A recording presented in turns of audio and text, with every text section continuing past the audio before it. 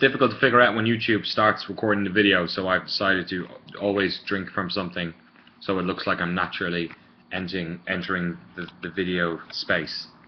Seamless. Hello, welcome to Dear Dwyery. It's my last day here in wonderful, well, second last day in San Francisco, last day in this beautiful apartment. I'm crashing with Seb and Cameron tomorrow night. I've been here for a month. It's flown by, but also it seems like a lifetime since I was in London. It's one of those things. Currently washing clothes. That's what the clanging in the background is. Beard is still growing. Kind of. It's a month's growth. Baby face. Even more of a baby face than Seb is. Today on Dear Dwyery, got a couple of things to talk about. One, the future of Escape from Main Stupid. Or death. 2, E3, all the stuff we're doing there. Stage 2, which I'll be presenting and stuff. But first we'll talk a little bit about San Francisco. This place is pretty cool. I gotta be honest. The office has been incredible to work in. I've been a GameSpot member since, I don't know, 2005 I think is when I really started watching their video and stuff.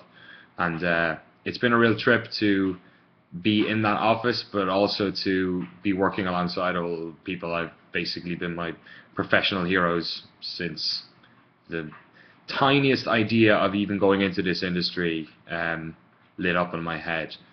From all the guys in GameSpot, Ryan McDonald, Homer Ibarra, like all those dudes who've been producing content, Werner, Dan Mahor, like too many people to mention.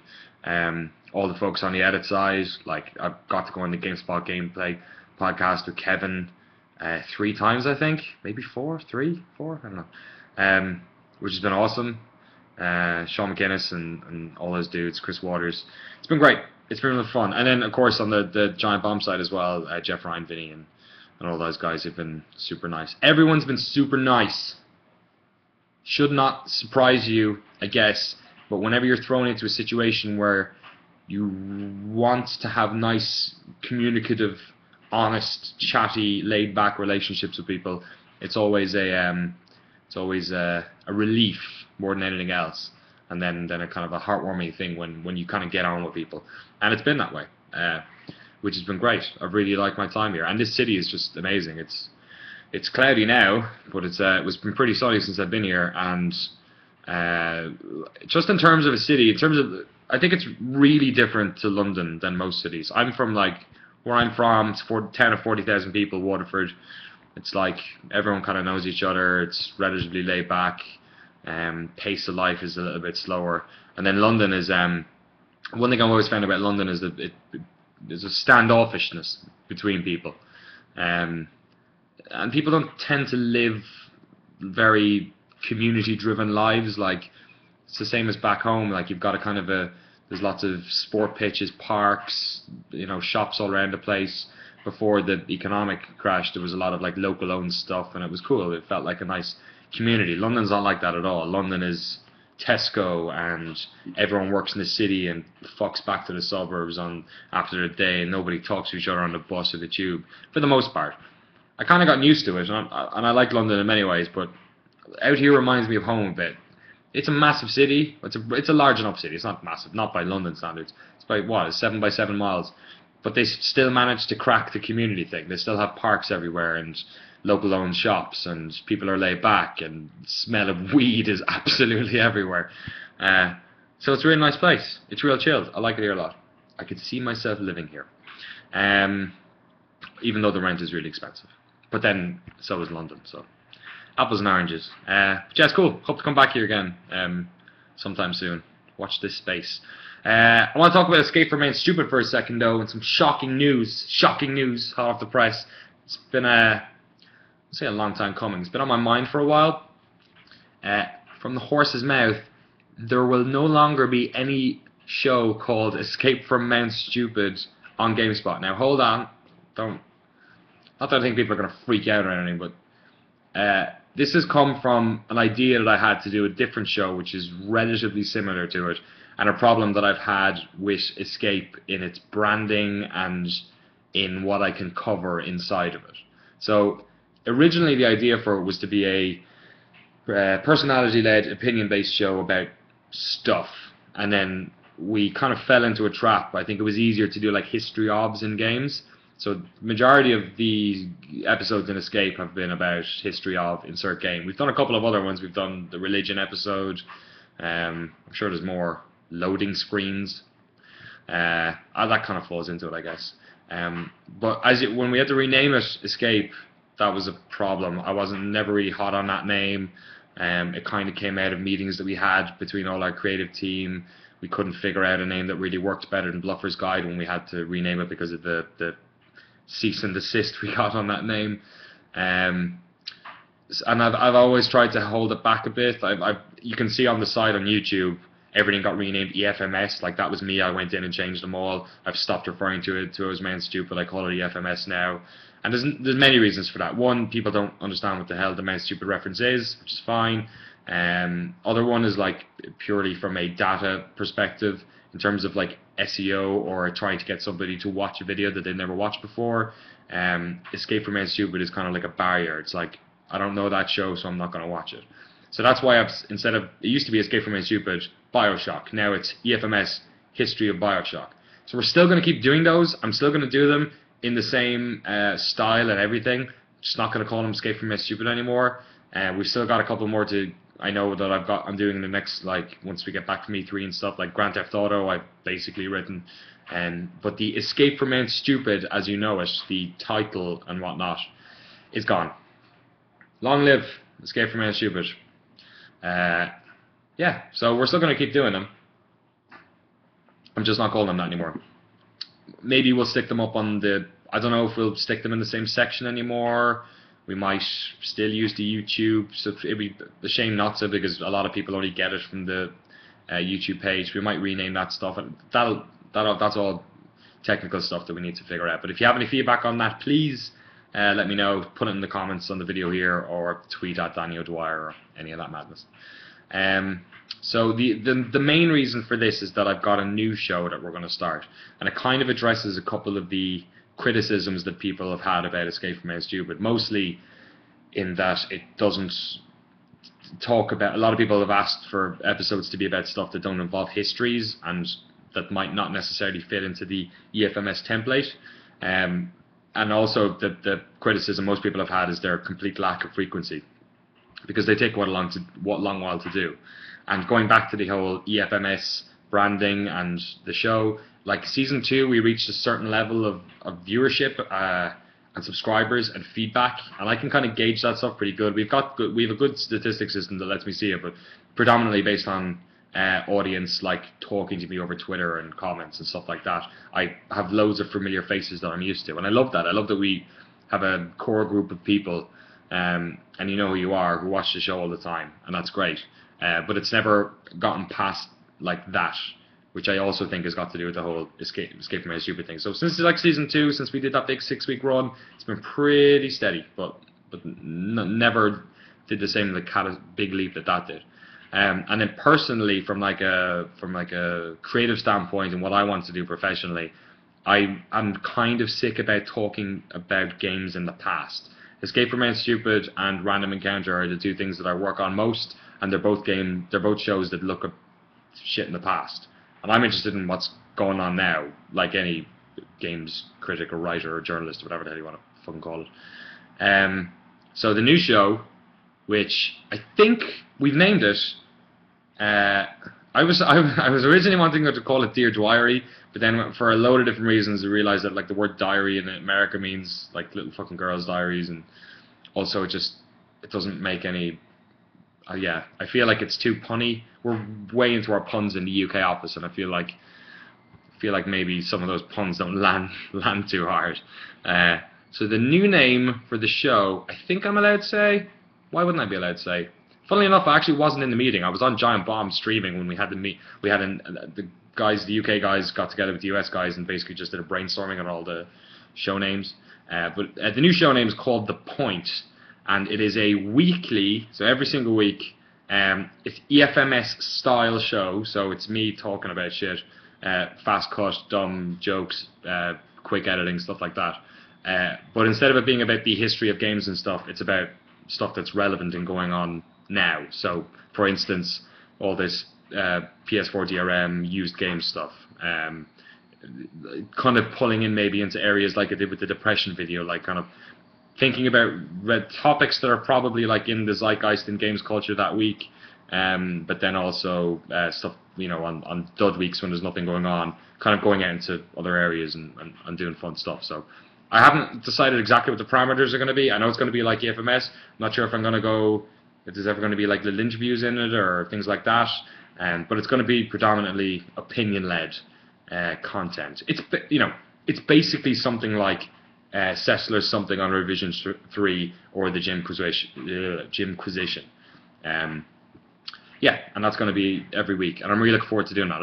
I've had this idea for this show since late last year, and just with all the going on Twitch stuff, Random Encounter, which was an idea I had that I wanted to push before them, and January seemed like a good time to do that. I've had to kind of put it on the back burner, so post E3 that's going to kick off straight away. Yeah, the point. So y'all subscribe to that or whatever, and let me know if it's good or bad, and also let me know what the what type of content you like covered in it. But I'm really looking forward to it. It's going to be fun because I'm going to have to think about stuff that week and then publish it that week. And it's usually, this kind of comes from like me and Martin and the guys in work having these conversations at lunchtime and getting really heated and pissed off about stuff, and then going off and making a video about the history of Metal Gear Solid. You know, it's like I kind of prefer to be doing something in that realm, but I've never had a space for it. And I think in terms of GameSpot stuff, and you guys have said as much in the comments in the last video for this, this stuff should be on the homepage of GameSpot, and I really think that we need to do a better job of highlighting the like critical opinions of some of our editors. Like we've got such great minds in the US office and the UK office who kind of don't really have an output for that. So yeah, look forward to it. The point. But that's all in the future. Well, everything's in the future, but that's all in the far future, like 2 weeks from now. But it's going to feel like about a month because next week is, of course, E3. So I'm pushing this back because I feel like my mic's getting a bit hot or something. But yeah, that's all after the Electronic Triple. We are flying to Los Angeles on Saturday morning. Our US colleagues, some of them are there. The rest of them are following on Sunday. Our colleagues from Asia and Australia, GameSpot, will be coming as well. And of course, all of us from the UK, except Sarah. Sadly, we miss her. Are over here. Sarah's not dead or gone or anything. She's in the UK. Hi, Sarah. We miss you. I'll bring home chocolates. Yeah, we're getting in, and then on Monday the conferences are happening, and then Tuesday the live show starts. The historic GameSpot live show. Last year was a real honor to fill in for Chris on his toilet breaks. It was really something special to me because I watched Rich Gallup and Brian Eckberg and Jeff and all those guys host that show for years. So to even be a little bit involved, Ryan McDonald basically told me when I arrived last year in the States, do you want to fill in? And I was like, fuck yeah. But I guess the problem with that was that I was basically jumping in on, I had only a couple of days notice and we didn't really have time to do a lot of, I felt like I softballed basically the interviews. It was fun to do and a nice practice, but I feel like I didn't get the most, I didn't do my best work there, shall we say. So this year, Chris is running stage 1, and we have a second stage, which last year was John Davison's interview stage, but this year is kind of just like another stage, like Chris's stage, which will have a host of really big games on it. I can't say what, unfortunately. Some of it is stuff that's been announced, some of it is like, you know, unreleased Microsoft Title 1 and all that shit. So as of Monday, once all the press conferences go up, which will also be all live on GameSpot.com/E3, we'll know everything basically. And the live stage show runs from, it's on Tuesday, Wednesday, Thursday. I'm hosting stage 2 predominantly. Seb, Johnny, Mark and Martin, I think on 1 or maybe 2 goes, will be filling in for me as well. So I'm kind of topping and tailing each show and then doing ones in the middle, and then I'm specific games like I was about to say a game there. Some games that some people like, they're going to come in and do it as well. So it's kind of like it's the UK stage kind of. We're going to, just from a production standpoint, we're running it. But yeah, we'll pull in US people in on that as well. We might go off to Homer Cam and stuff like that. I think that's mostly on stage one, but yeah, it's going to be fun. I can't wait. So we're all like researching our interviews pretty heavily at the moment. I'm looking forward to talking to some people and giving them a hard time on the interview stage, and talking to other people and giving them a lovely time. And yeah, it's gonna be good fun. E3 is really something. They say it's a lot of work, and it is a lot of work. I worked in theater for years, and it's not that much work. It's a lot of work for our video and production and setup people. I think for a lot of, and it is a lot of work for the editors, because they have to go off and do a lot of stuff as well. But it's kind of over in 3 days. So though it's a big rush, it's not as hectic as I've done in the past. I'm lucky enough, I guess, in this position that I don't. It's kind of easy presenting the stage show. I don't really do too much after the evening's over, and in the morning it's just prep work. And then when you're up on the stage, it all just kind of rolls. So personally, it's not too bad. But E3 is a trip. It's tough work, but it's the most fun you'll have doing tough work in the world. And that stage show or the actual place itself is it's interesting. It's really interesting to walk around and see all those new games. But also from someone who is from Europe, and whenever we talk in European like games enthusiast circles, we kind of think about E3 as this golden chalice of an event that you have to go to. I think if you're just walking the halls and seeing stuff, I think PAX or Gamescom are probably more entertaining from like a attendee perspective. But E3 is kind of unique. It's got a history to it. It's been in that building for so long, and obviously all the news and stuff that comes out and the buzz, and just walking around and like bumping into fucking crazy developers who are just like walking around and shit. I walked up to the war room we had in the same place we're in this year. We've got the stage show presence, then we have this room upstairs which is basically where all the editors write and all the video editors cut. And I was going up the escalator, and Reggie and Iwata were right in front of me talking shit about like society. They were having this really highbrow chat. I only caught like 13 seconds on the way up the escalator, but yeah, it's just shit like that happens. It's really crazy. Although I gotta be honest, this past month I'm bumping into and having like conversations with like, you know, having drinks with I was drinking with like Vinny and Patrick, and at this staff drinks thing we had a couple of days ago, and like bumping into Ryan and having lunch with Ryan McDonald and going out with Marco and Gage and all these people. It's kind of already been like that for the past month. It's been a lot of meeting people you only see on screens and shit, which has been great. So perhaps I've acclimatized to it, I don't know. But it's going to be cool. GameSpot.com/E3, bookmark it, I guess, if people still use bookmarks. I'm knocking together some trailer. I'm supposed to knock together some trailer tomorrow. I got caught up with a lot of pre-production stuff this week, so that's why it's not done yet. A trailer about basically what GameSpot are doing and stuff. Yeah, so basically I got caught doing that Bioforge endurance run on Giant Bomb, which was great. That's another in a month of highlights. That's another like incredible highlight for Vinny to even ask me to be on, considering how like I've been part of the Giant Bomb community since that was created as well. I've been straddling the line between the two of them, and I know to be invited on that show is pretty good, because they're pretty sensitive about who they invite into that space. So it was a real honor as well. And then for it to be Bioforge, I remember Vinny came over and asked me. He was like, "Have you heard of Bioforge?" And I was like, "Oh yeah, is that it's that Minecraft, that like really high resolution like real world version of Minecraft where you can build for, like I was talking about Starforge, that game that was everyone flipped out about 6 months ago, and no one's ever seen, no one talks about it anymore." And he was like, "No, it's this old game released in '95. It's like an adventure game where you kick people." All right, ended up being it's a pretty crazy game. So yeah, that like I lost my train of thought completely. This month has been weird, really fucking weird. And I'm gonna wash my clothes. I've been wearing this to bed for the past week. It's my supreme being, dude. I'm gonna wash my clothes. I'm gonna pack my bag. I'm gonna buy the lady who I Airbnb this flat from some flowers and put some beer in her fridge, and then go to work tomorrow, cut the trailer, get my fucking hair cut, figure this out, clueless, don't know what to do with it, and then go back to the boys' house, get on that fucking plane, and then E3 the shit out of all next week.